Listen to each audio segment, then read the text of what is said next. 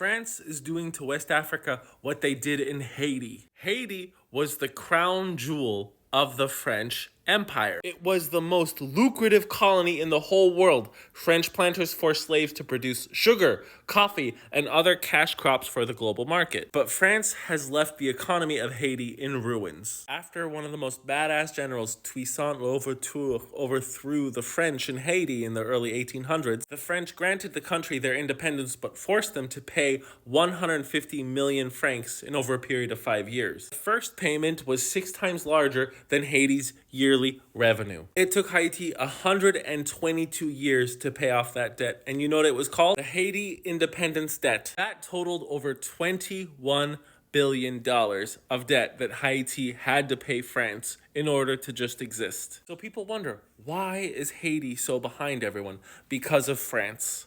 That's why. And the French have been doing this to every single one of the former French colonies that gained their independence. 14 former French colonies in Africa pay a colonial tax. But that number has been dwindling since 2020. Mali, Niger, Burkina Faso, and Gabon have had coups that have ousted French influence. And France has bragged about its adherence to liberté, égalité, fraternité, and they're always spitting on the American system of exploitation. But when one of their former colonies wants to stop being exploited by the French, they go up in arms. Mali's main export was pearls, precious metals, stones, metal coins, mainly gold. Gabon's main exports are oil or petroleum products, which now France has to pay higher for the barrel. But the biggest stab in France's side was losing the very cheap uranium that they got from Niger. While the US has the most nuclear power plants in the world, France, a country the fraction of the size and population of America, has the second highest amount. Why? Because they are paying pennies to the dollar from the uranium that they got from Niger. And while France was up in arms and they were trying to get ECOWAS in to try to reclaim Niger,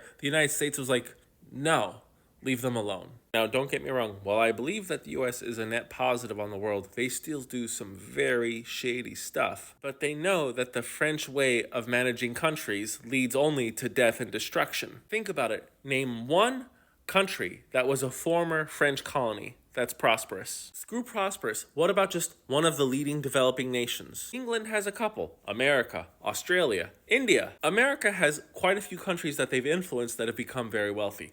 Germany, Japan, South Korea. I'm still waiting for your response about one former French colony that's wealthy and prosperous right now. I am skeptical when it comes to Chinese influence on developing countries, and I am not a fan of Russia's influence. But they are a far better alternative than the French. Je m'appelle Gilles Houssard. J'aime le français, j'aime la française, j'aime la langue de français, mais je n'aime pas le colonialisme de la France. Merci beaucoup.